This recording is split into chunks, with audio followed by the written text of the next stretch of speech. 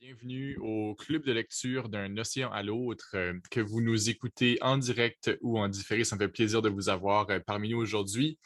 Féminicide, alcoolisme, isolement, retour aux traditions ancestrales, vengeance.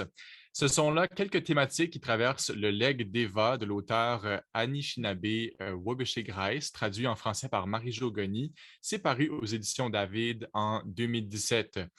Je suis en compagnie ce soir de deux lecteurs qui partagent des identités autochtones et francophones et qui ont lu le livre et qui vont en parler avec moi ce soir. Tout d'abord, l'animatrice de l'émission de radio Culture Café, Catherine Lemire, qui nous parle de Saskatoon. Bonsoir, Catherine. Oui, Catherine, tu es là. Salut Salut. Xavier. Alors, Oui, ça va bien? bonsoir. Oui. Oui, Euh, très bien, merci. Catherine, est-ce que tu veux nous parler de tes identités ce soir, mettre des cartes sur la table là-dessus? Mon identité ce soir, le 31 août, Oui. parce que ça change de semaine en semaine, mais pour l'instant, mon identité est surtout Cri, un peu métisse aussi, et françaiscoise. Alors, je suis originaire de Saskatoon, en Saskatchewan, traité 6, qui a été signé à 145 ans par mon ancêtre. Et oui, c'est un plaisir de faire partie de ce club de lecture. Je suis certain que tu as beaucoup de choses à dire sur le livre qu'on a lu, alors on garde ça pour plus tard, mais j'ai très hâte de t'entendre là-dessus. Et je fais le lien tout de suite avec notre autre panéliste ce soir, qui est l'auteur d'un recueil de poésie qui s'intitule Boiteur des bois, que je tiens ici, paru aux éditions Personnages en 2020, Félix Perkins, qui nous parle de Saint-Hilaire au Nouveau-Brunswick. Bonsoir, Félix.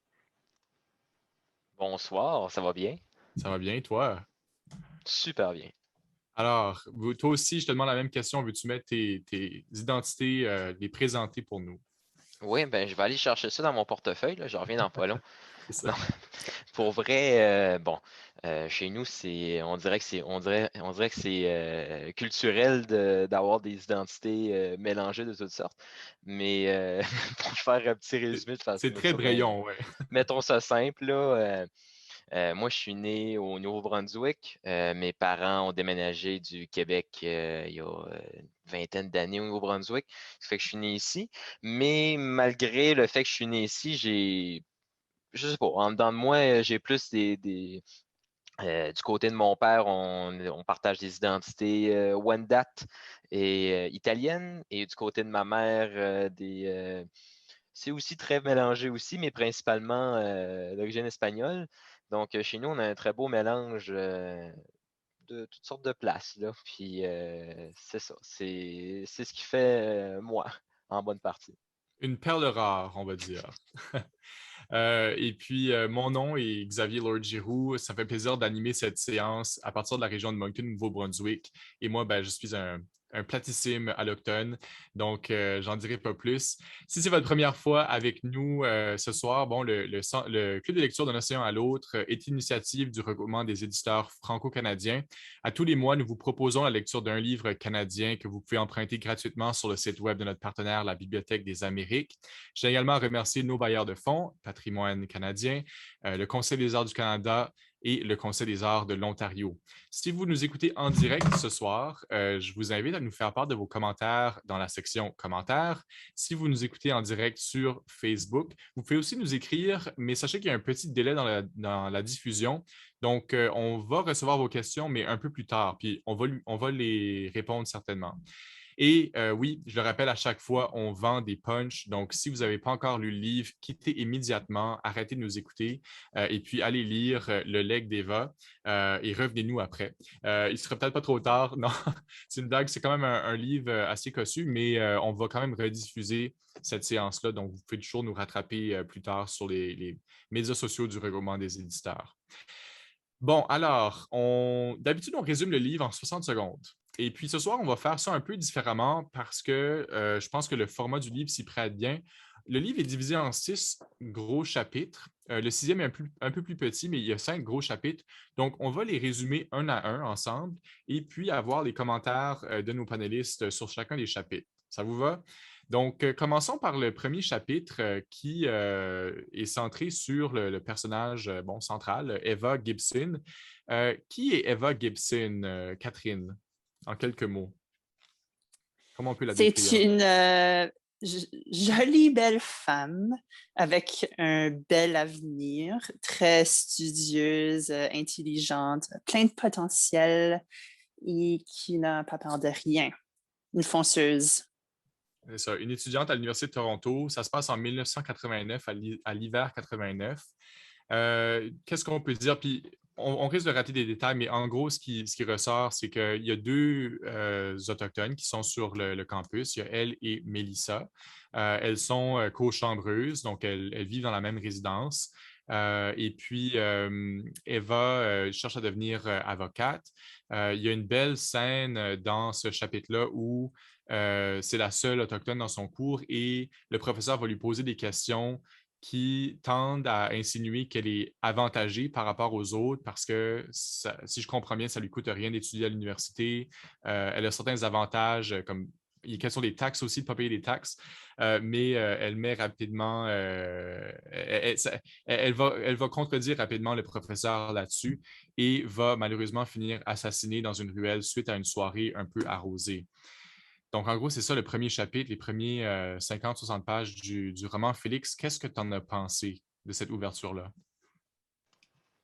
Ben, comme ouverture, je trouve que ça rentre dedans beaucoup parce que ça prend pas beaucoup de temps qu'on s'attache à cette dame-là, cette demoiselle-là plutôt.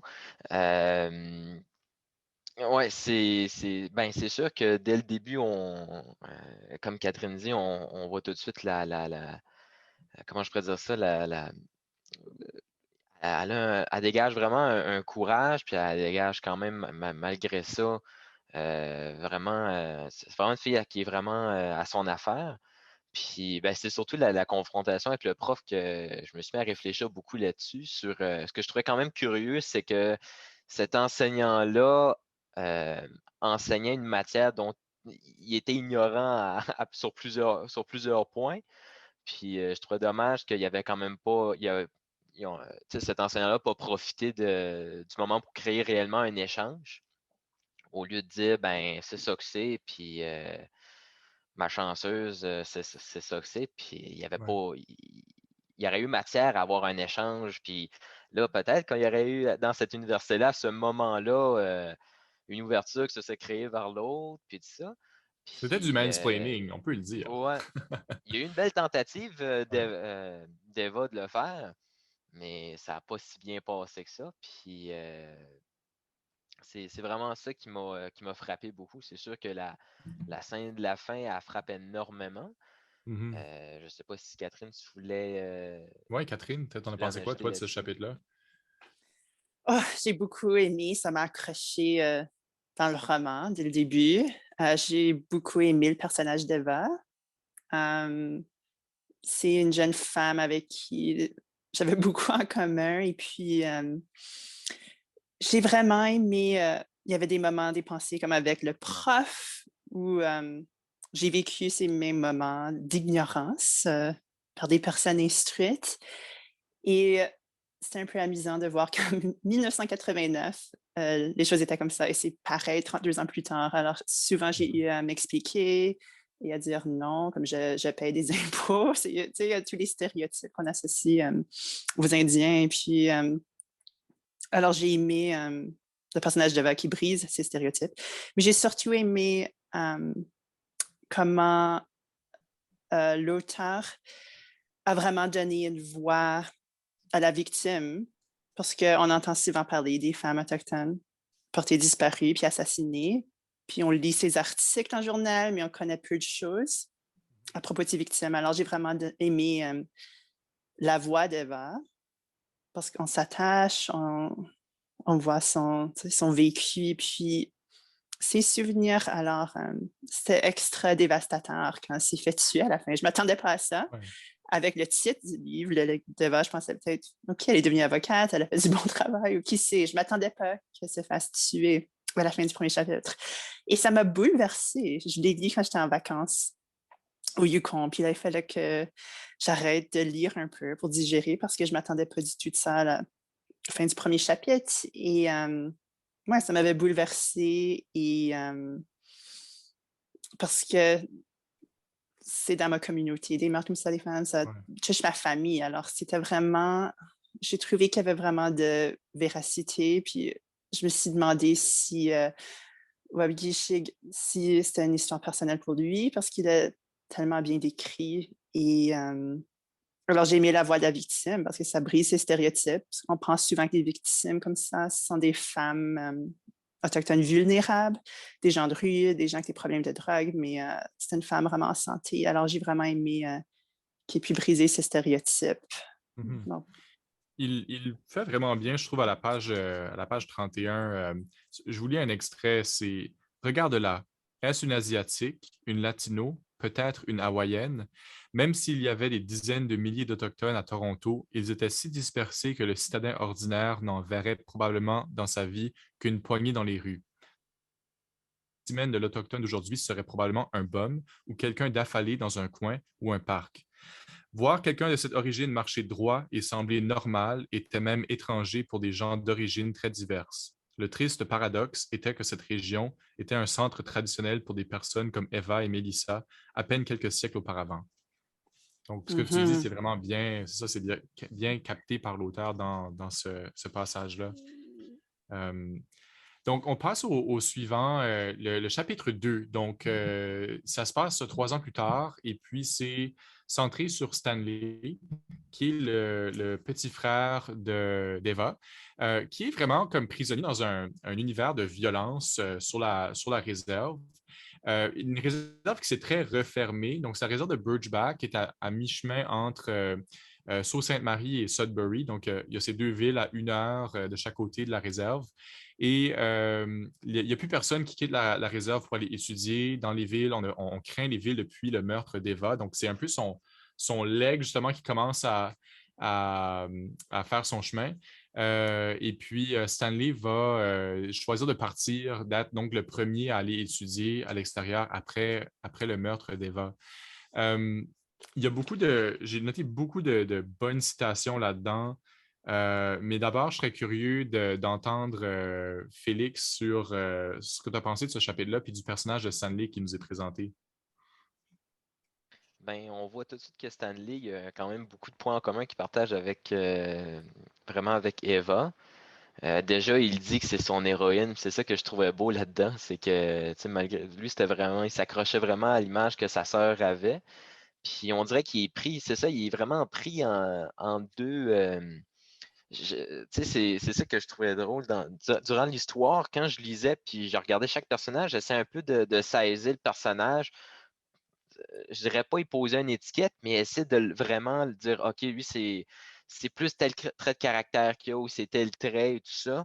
Puis Stanley, j'avais de la misère à le saisir. Tu sais, je voyais vraiment qu'il était entre deux choses. Puis je pense que c'est peut-être pour ça que c'est un personnage qui est très bien réalisé. Il était vraiment pris entre le fait de vouloir. Il y avait cette volonté-là d'être comme sa sœur, puis d'être quasiment un deuxième modèle. Mais en même temps, il y avait ses faiblesses qui le rattrapaient euh, à plusieurs reprises. C'est ça que je trouvais intéressant dans son histoire. Il était je le trouvais un peu imprévisible. Tu sais, je ne savais pas s'il allait vraiment faire comme Eva ou est-ce qu'il allait tomber dans ses démons. Oui, C'était vraiment difficile à voir c'est quoi ça allait être son cheminement. Puis c'était pas, je dirais pas que c'était stressant, là, mais mhm. ce côté-là, j'étais accroché pour essayer de comprendre où est-ce qu'il allait s'enligner ce gars-là. Là. On va y revenir à ces démons, puis Stanley va faire un geste important vers la fin du livre. Catherine, avant de passer à ton appréciation de ce chapitre et du personnage de Stanley, euh, voici une petite citation que moi j'ai notée.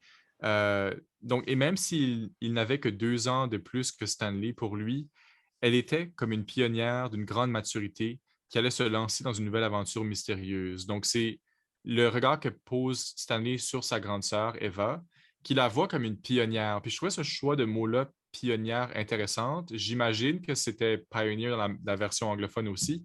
Donc, de voir comme justement ces jeunes-là qui sortent des réserves pour aller étudier dans le monde alloctone, à l'université, dans les collèges, comme des pionniers en quelque sorte. C'est comme une image renversée de ce qu'on a d'habitude comme impression. Donc, toi, Catherine, t'en as pensé quoi de ce chapitre-là puis de Stanley? Euh, C'était un plaisir de découvrir le petit frère. C'est le nerd de la famille, puis très différent de ses frères et sœurs, je dirais. J'ai beaucoup aimé comme ses efforts. C'est un homme qui doit vraiment se débattre. Il y a plein de questions. Il essaie vraiment d'être sobre. C'est lui qui a le plus, je dirais, de démons et d'anges, le plus de conflits Mhm. dans sa tête. Alors, comme Félix a dit, c'est pour ça que c'est imprévisible, parce qu'on voit vraiment ces deux côtés. Mais oui, il est en admiration de sa grande sœur. Et elle est pionnière parce que le frère aîné a tenté sa chance aux études dans la ville, mais ça a échoué après quelques mois seulement. Alors, pour lui, Eva, c'était vraiment, il y avait beaucoup d'espoir pour elle. Elle était vraiment inspirante. Tu sais, on se connaît dans la vraie vie, toi et moi, puis il y a quelques années, tu m'avais amené voir un documentaire sur Colton Boushie, un jeune autochtone qui avait été brutalement tué par un fermier en Saskatchewan. Puis je trouve que Stanley, pour moi en tout cas, il y avait comme une ressemblance, je trouvais, avec Colton Boushie, quelqu'un qui aime lire, quelqu'un qui aspire à quelque chose avec beaucoup d'espoir, et à quelque chose de mieux. Est-ce que toi, tu as ressenti ça aussi? Oui, exactement. Comme comme je l'ai dit, le nerd, tu sais, parce que Colton il était très bon dicté, des spelling bees là, et puis ouais, même chose. Merci de me le rappeler. Après Stanley, on passe à la plus jeune des sœurs de toute cette famille-là. Ils sont 5 en tout, donc on va venir aux autres frères. Maria. Donc, Maria, on la voit un peu dans le chapitre avec Stanley. Elle est très violente. Il y a une rage en elle, puis cette rage-là est abordée. Donc, 2 ans plus tard, en 1993, elle a arrêté de boire. Et puis, elle va, guidée par sa tante Cathy, reconnecter avec des méthodes de guérison traditionnelles de des Anishinaabe, voilà. Et puis, essentiellement, on suit son parcours dans ce chapitre-là vers cette guérison, vers cette paix intérieure qu'elle retrouve. Qu'est-ce qu'on en a pensé? Je commence cette fois-ci avec Catherine, de Maria et de ce chapitre. Oui, c'était beau à découvrir, Maria. Elle était adolescente quand elle a vécu beaucoup de traumatisme familial. Et puis, c'est typique avec l'âge, mais aussi de perdre une sœur. Je sais pas, je me suis mis à sa place. Et puis, j'ai ressenti sa douleur. Et puis, j'ai vraiment aimé les liens familiaux dans ce chapitre.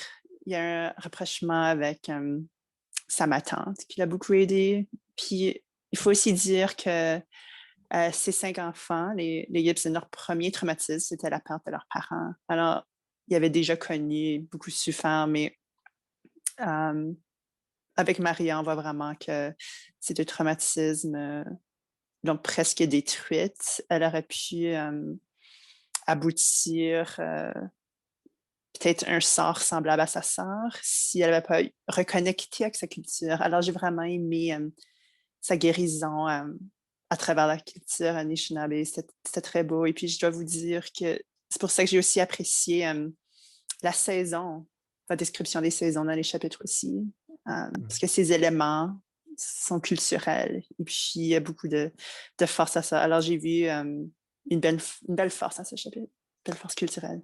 Oui, c'est vrai, j'ai oublié de le mentionner, mais Stanley, son chapitre était durant l'été, elle, c'est durant le printemps. Et puis, de ton côté, Félix, qu'est-ce que tu as pensé du chapitre du personnage de Maria et sa guérison?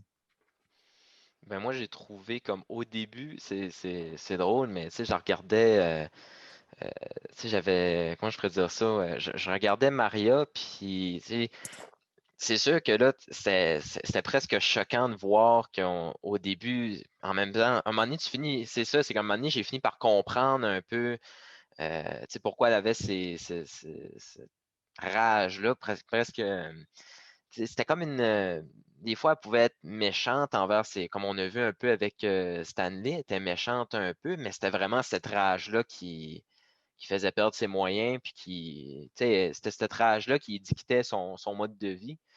Puis c'est vraiment tout au long du chapitre.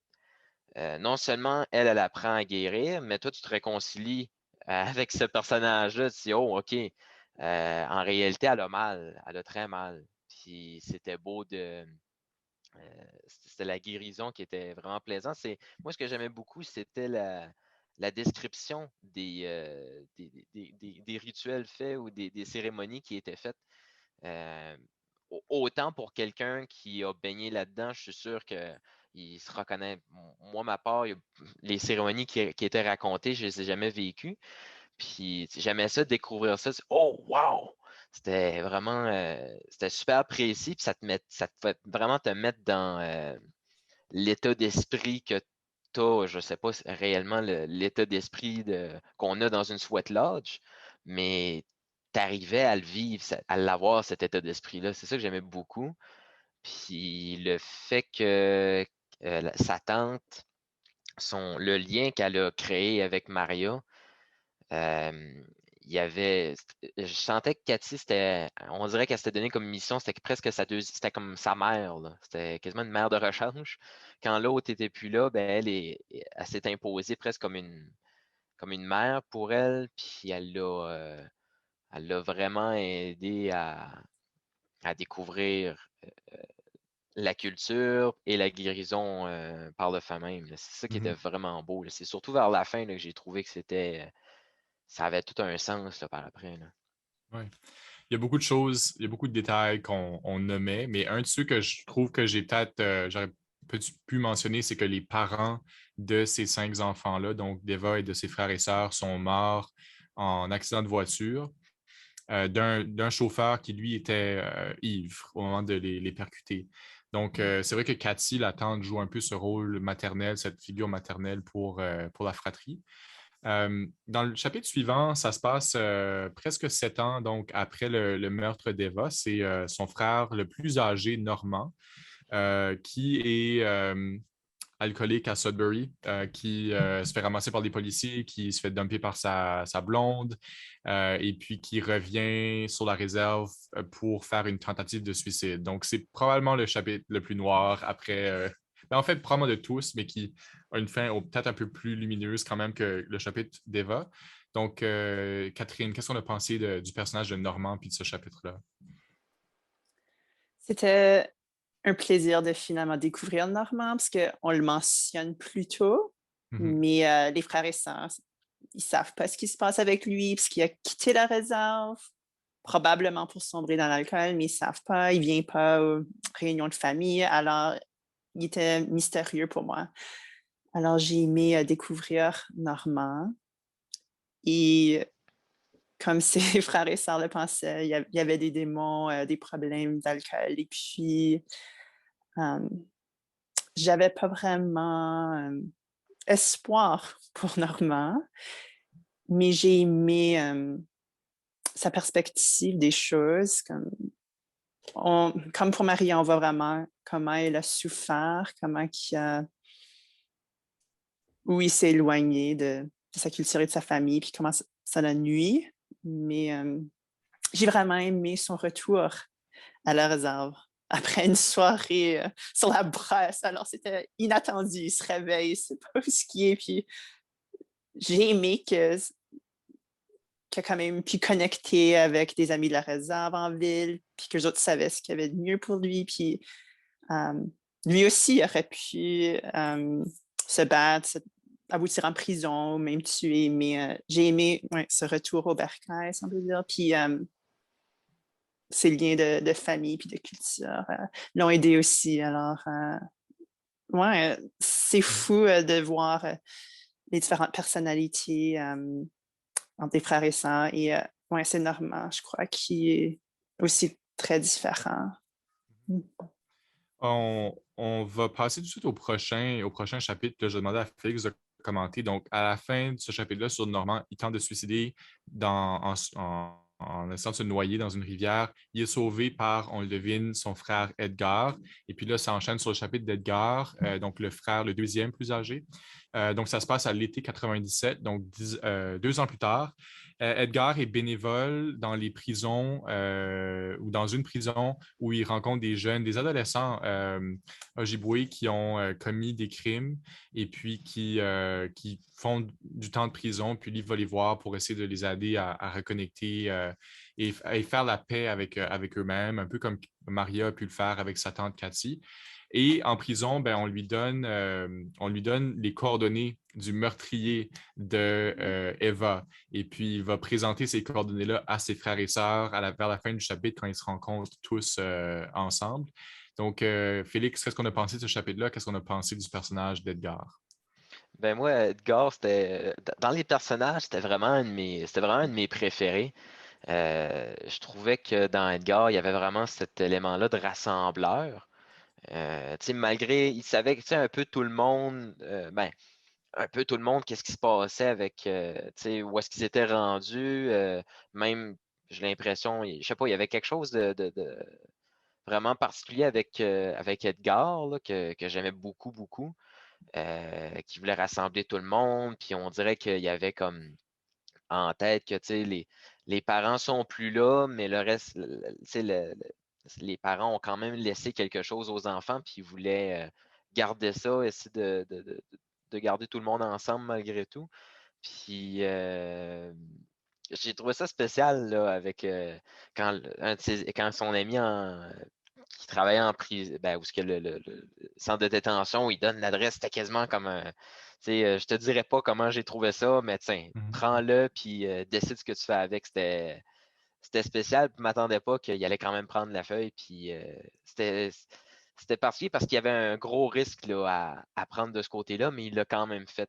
Je ne sais pas encore pourquoi, mais tu sais, même s'il il voulait quand même qu'il y ait une guérison, parce que c'est ça qu'il travaillait avec les étudiants, qu'ils puissent guérir, puis quand on guérit, on apprend à pardonner, mais il y a quand même, c'est OK, je vais quand même prendre l'adresse, puis on va réouvrir un peu cette plaie-là.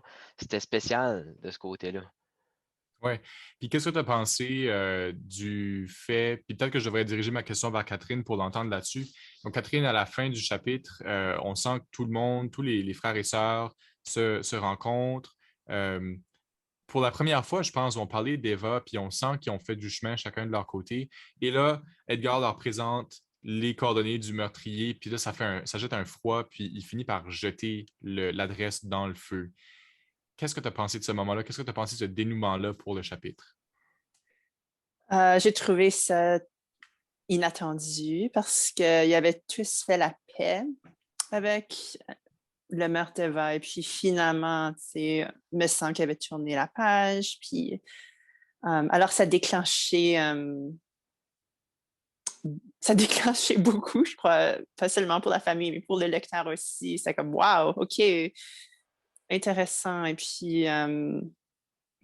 je crois que ouais, c'était inattendu. Je m'attendais pas à ça du tout, surtout venant d'Edgar. Mais ouais, ça secouait la famille. Puis c'était un peu regrettable Mhm. quand tout le monde allait finalement mieux. Je trouve que, ouais, je sais pas, je trouve ça vraiment bizarre. Puis, Félix, en un mot, là, oui ou non, est-ce que le livre aurait dû s'arrêter là ou est-ce qu'on apprécie le Ah chapitre? non, je suis tellement content qu'il y ait eu cette Ouais. partie. J'étais content de voir le point de vue de l'autre personnage. C'est ça que Ok. j'étais pas, je dirais pas fier, mais j'étais content de voir ce bout-là. J'étais comme, hey, tu sais, on va vraiment tout voir la médaille au complet, là. C'était ça que je trouvais trippant, là. Ouais. Bon, j'ai Parce que ça plus fait plus partie, qu'un mot, là, mais quand même. en quelque part, bon, on y arrive. Donc, le dernier chapitre qui est beaucoup plus court que les précédents. Donc, on a fait le tour de la fratrie, mais là, on va vers Marc, qui est le meurtrier d'Eva. Ça se passe à l'hiver 98, donc 9 ans après le meurtre d'Eva.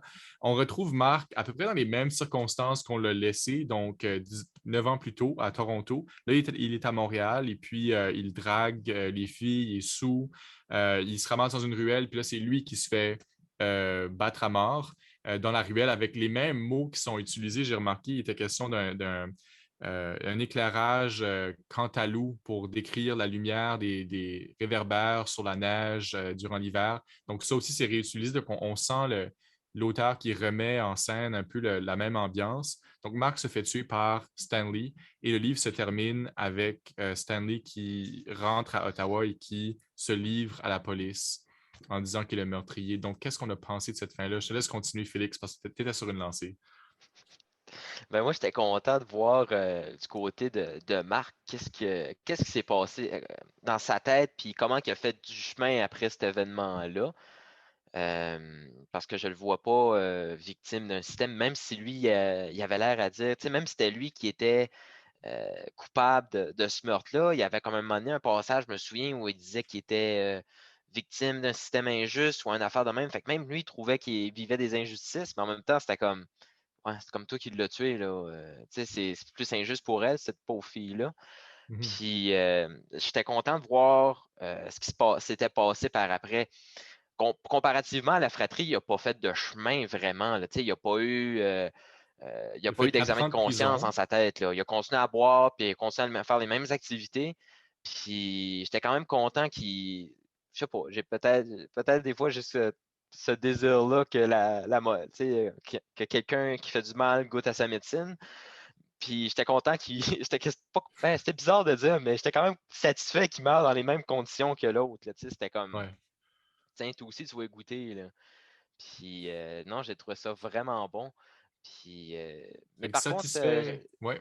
moi, je voulais vraiment comprendre, tu sais, c'était qui l'avait fait. Puis là, quand j'ai vu que c'était Stanley, là, j'étais quand même surpris. Puis sa méthode aussi était quand même particulière. Il jette ses preuves, mais il va quand même se rendre. Je ne sais pas c'était Mhm. quoi son plan, là. Je ne sais pas s'il y avait une planification. C'était vraiment spécial, là, ce bout-là. Catherine, même question. Est-ce qu'on est satisfait de la fin? Puis en fait, je devrais ajouter que Marc a fait 4 ans de prison. C'est très peu pour un meurtre. Qu'est-ce qu'on a pensé de cette fin-là? Oh, ça m'a secoué comme le premier chapitre, comme wow, un autre meurtre à la fin. Je m'y attendais pas du tout. Et puis, contrairement à Félix, je voulais pas qu'il y ait un meurtre de vengeance. Même si Mark Miller, un anglo, même s'il n'y avait pas de remords, il a seulement fait 4 ans de prison, tu sais, même si c'est toujours un chien sage, je trouve pas qu'il méritait la mort. Puis j'étais très déçue qu'un frère ait tué, ait vengé le meurtre de leur sœur. Et j'étais vraiment surprise que ce soit Stan et les frères parce que c'est lui qui avait une bonne job en ville, il avait été inspiré, il avait comme fait son cheminement pour sa sœur. Alors j'ai trouvé ça regrettable que ce soit Mhm. lui qui ait fait tout ce beau cheminement et puis qui ait tout, je sais pas, gâché sa vie parce qu'il s'est rendu à la police. Puis ça m'a surpris aussi. Alors des Comme trois un frères, moi, jeu. j'étais surprise. Comme un jeu de serpent et échelle, on dirait. Comme Stanley a pris une échelle au début, il allait vraiment bien. Puis là, les autres frères et sœurs ont tranquillement fait leur chemin pour, en quelque part, grâce, c'est peut-être un mauvais choix de mots, mais grâce au décès de Eva, ça leur a permis d'évoluer d'une certaine façon, d'une bonne façon.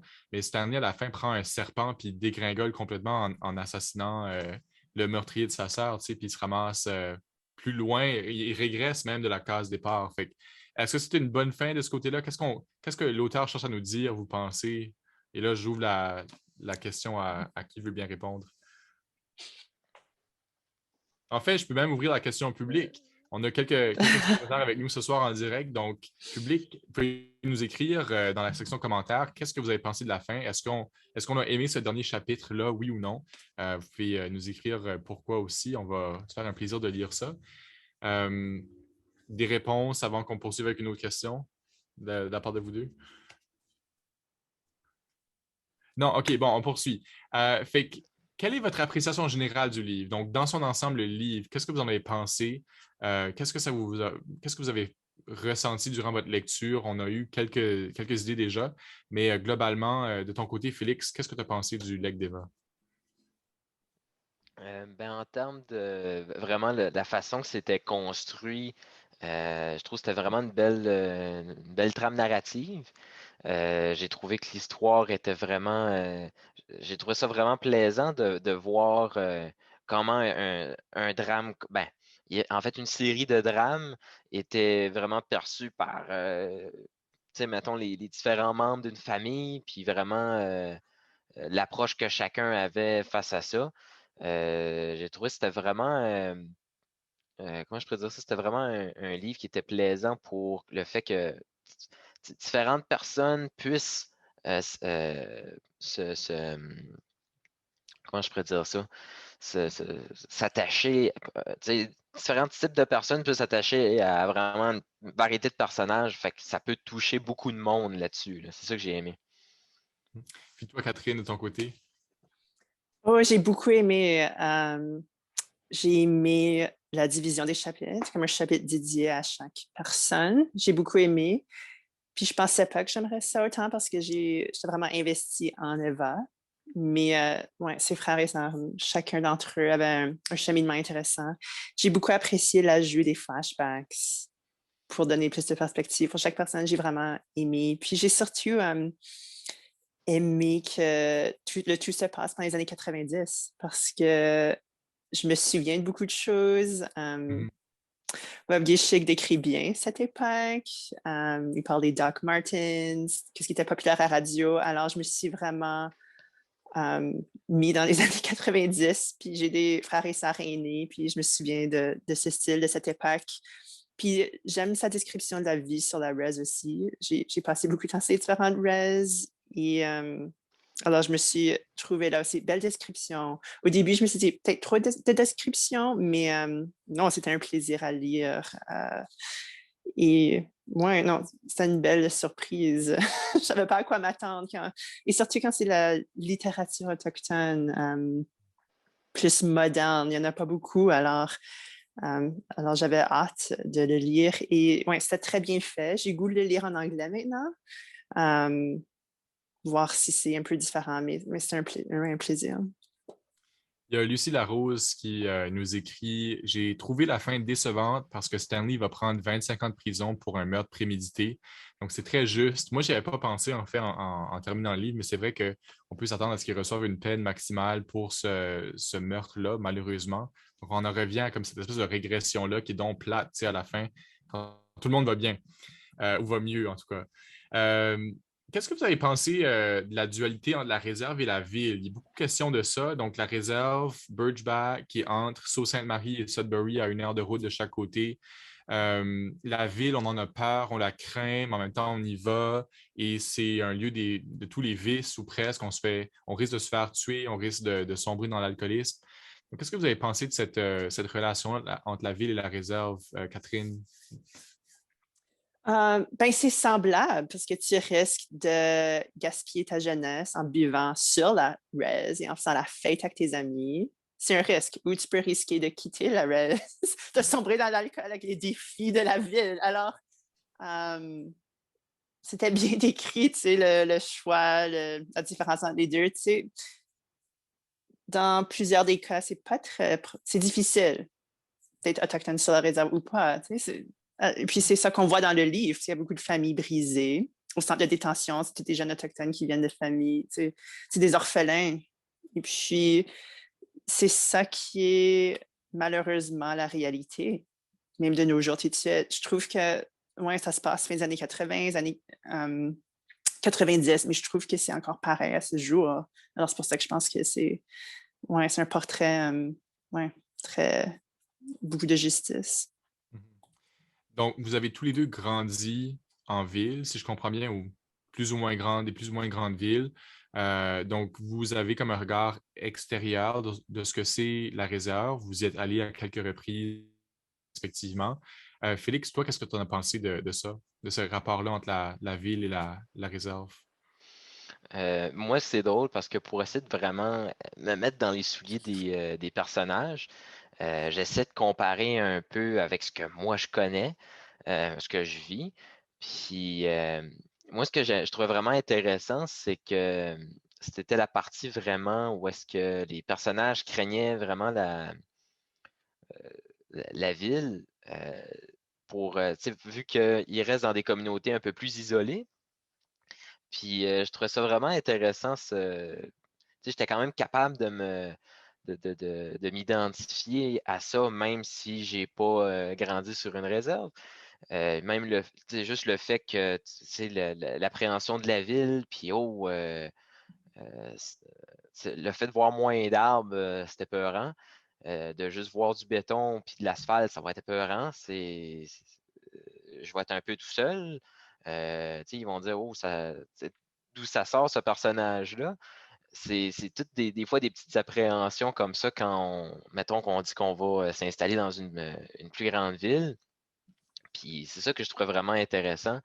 Puis comme Catherine disait aussi, en lisant ça, c'est drôle, ce portrait-là qui est fait que même si on voit que c'est dans les années 90, mais qu'aujourd'hui, c'est quand même semblable, c'est ça qui m'a perturbé, c'est que je lisais ça, puis à un moment donné, j'avais comme oublié que c'était dans les années 90. Je lisais ça, puis oh wow, c'est un portrait récent. Je regardais, oh, c'est dans les années 90, j'étais tout mêlé. Là, j'ai fait, ah ben ok, ça en veut dire beaucoup. Fait que c'est ça qui m'a quand même frappé de ce côté-là, là, C'est avec vrai. ce portrait-là. Là. C'est intéressant ce que tu soulèves parce que c'est vrai qu'en lisant, on dirait que ça n'a pas pris une ride, on dirait, ce roman-là. Il y a beaucoup de choses, à part les quelques référents là, comme à Paula Abdul, puis Happy Gilmore, puis des choses qui sont très campées dans les années 90. On a tendance à oublier que c'est dans le passé. Puis c'est un peu troublant quand on y pense vraiment, tu sais, de voir comment les choses n'ont pas beaucoup évolué, puis qu'on retrouve ces mêmes problèmes-là, ces mêmes thématiques-là encore aujourd'hui. Intéressant. Euh, donc, on va parler de la traduction. Et puis là, je tiens à saluer Marie-Jo Goni qui est avec nous ce soir. Je la vois, elle est spectatrice dans notre webinaire Zoom. Donc, bonsoir Marie-Jo. Donc, la traduction, il y a beaucoup de façons de traduire des romans qui sont issus des Premières Nations ou des Métis. Donc, j'ai lu, par exemple, récemment Rougarou de Chéri Dimaline, traduit en français chez Boréal. Et puis, il faisait parler parfois à la française les métis, comme, avec des expressions comme les tennis pour parler des espadrilles. Et puis moi, ça m'a un peu comme troublé. Et Marie-Jo Gagné a été dans une autre direction complètement en donnant des expressions très franco-ontariennes, très canadiennes-françaises, on pourrait même dire, à ces personnages. Donc, qu'est-ce que vous avez pensé de ces dialogues-là très vernaculaires entre les personnages, Catherine? Oh, moi, j'ai beaucoup apprécié ces dialogues parce que c'est comme ça que les jeunes parleraient. Alors, je trouve que le ton a été conservé. Et puis, je peux m'imaginer exactement comment ça a été écrit en anglais. Je On m'imaginais la même l'entend, hein? chose. Exactement, on l'entend. Alors, j'ai beaucoup apprécié les dialogues parce que je sais exactement ouais, comment qui se parlaient. Alors, ouais.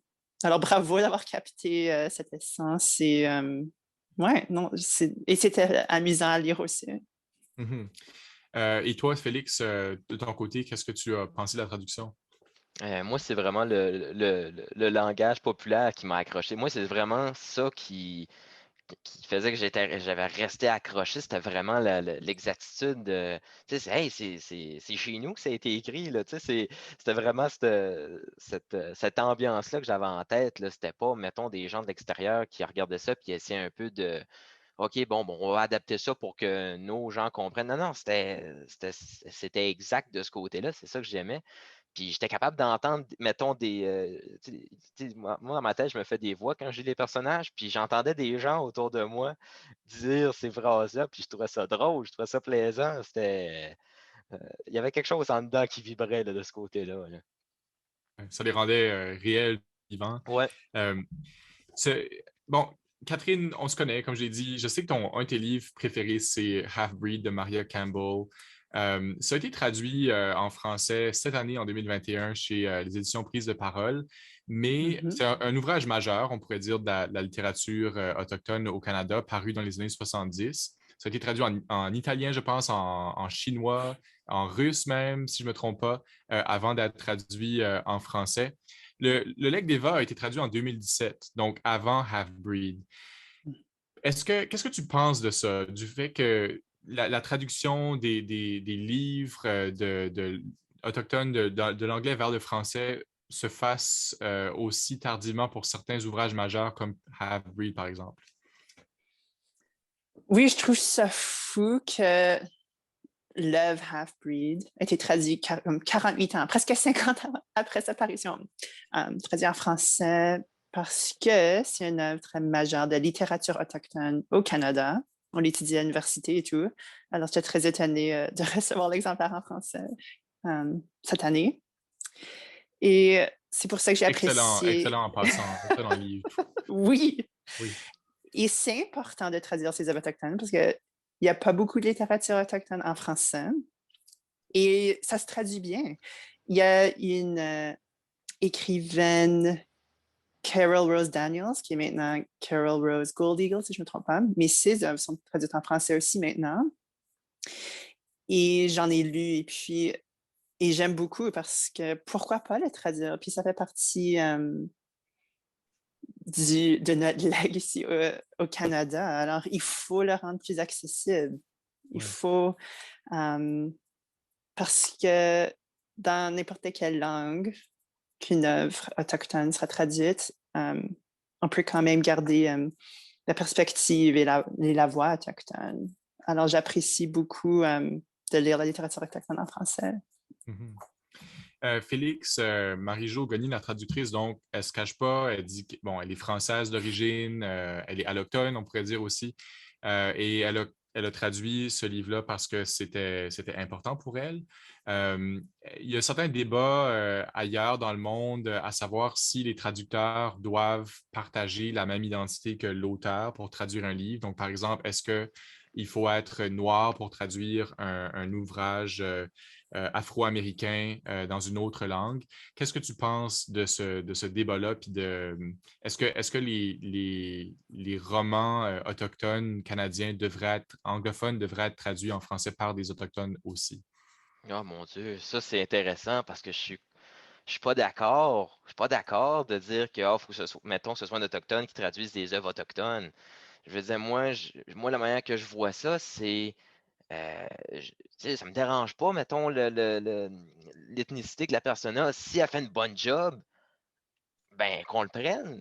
Tu sais, parce que mettons qu'on inverse ça, c'est exemple, ça voudrait dire que dans le fond, admettons qu'une œuvre faite par je sais pas moi, un Québécois d'origine italienne, un autochtone ne pourrait pas traduire une œuvre de cette personne-là. On peut, moi, la manière que je vois ça, ça marche d'un bord comme de l'autre. Puis je trouve que c'est abject. Je veux dire, c'est drôle qu'on se pose ces questions-là. On parle de traduction. Là, c'est pas comme si, admettons, on faisait, je sais pas moi, euh, un. Je sais, tu sais, j'avais entendu ça un moment donné, ce débat-là sur du doublage. Où est-ce que là, il y avait eu des débats pour dire qu'il fallait que ce soit, mettons, mettons, je sais pas moi, dans des dessins animés, que tu avais un personnage noir, il fallait que ce soit un noir qui le double, ou même des comédiens américains, des Afro-Américains qui étaient doublés par des Blancs, il y en a qui n'étaient pas contents. Je veux dire, c'est exemple, la voix du doubleur va bien avec ce que l'acteur dégage, ben, il faut le prendre, il faut le prendre. Moi, je vois plus une question. Je trouve qu'il faut plus se concentrer sur le talent, sur ce que la personne propose et non sa couleur. Ça voudrait dire, dans le fond, que les gens qui ont des gros nez peuvent juste traduire des gens qui ont des gros nez. Je sais Ouais. pas, je trouve que ça en devient ridicule. Mhm.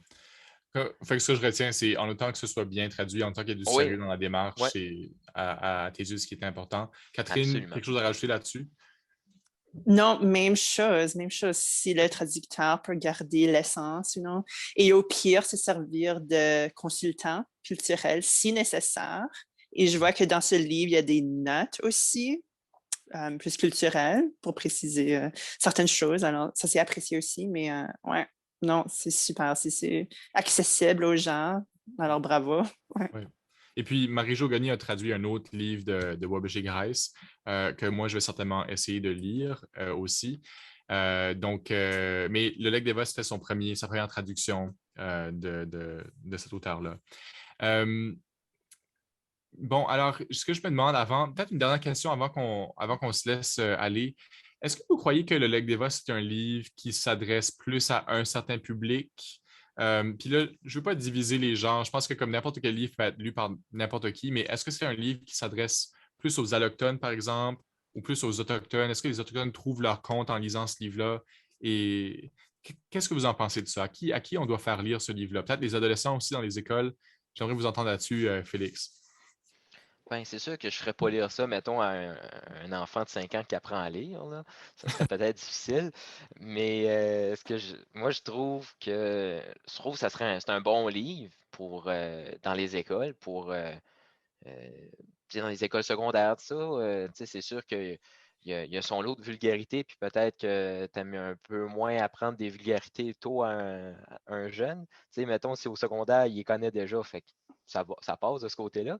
Mais je pense que ça s'adresse à tout le monde. En fait, je pense que ça s'adresse à tous les Canadiens, de peu importe d'où vous venez, que tu sois un Canadien qui est Canadien par le biais de l'immigration ou un Canadien qui a habité sur le territoire ou descendant d'Européens qui sont venus par la colonisation. Je pense que c'est de l'histoire canadienne, ça. Ça s'adresse à tous ceux qui viennent vivre au Canada et qui veulent avoir le passeport canadien, là. Tu sais, veux pas, ton histoire est là-dedans, là. Fait que lis-la, là. Je pense que de ce côté-là, ça s'adresse vraiment à tous ceux qui vivent au Canada, là. Catherine, toi? Le soleil vient de sortir. Il y avait un Oui, on le orage des voit. prairies. Alors, Il wow, embrasse très bien ton visage.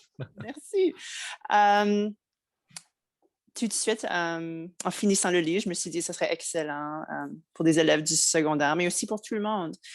Je Mais trouve là, que... je vais te pousser un peu, mais avec tout les phoques, tout ce langage-là, ces jurons-là qu'on retrouve, est-ce que ça passerait dans une école? Oui, pourquoi pas? Pourquoi pas? OK. Pourquoi pas? Et puis, je trouve que ça... tout le monde devrait le lire parce que ça sensibilise les gens à quelque chose qui est un gros problème dans ce pays.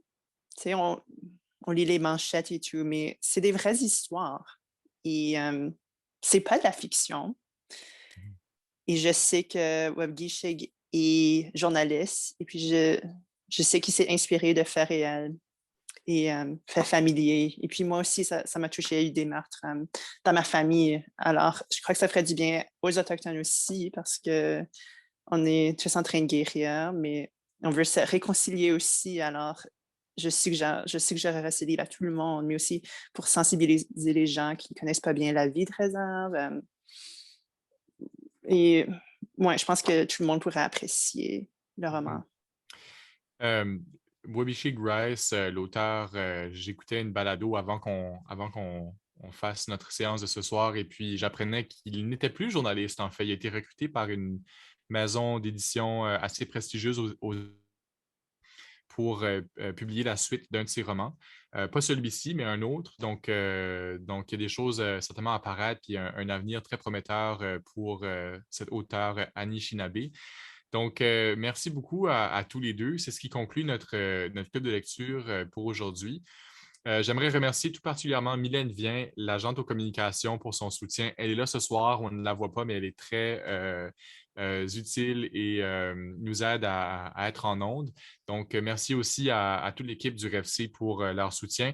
Au mois de septembre, on va lire Fanny-Stell, un roman historique de Nadine McKenzie publié aux éditions de la Nouvelle Plume, et on en discute avec Françoise Angard de Terre-Neuve et Labrador et Monia Brahim d'Ottawa.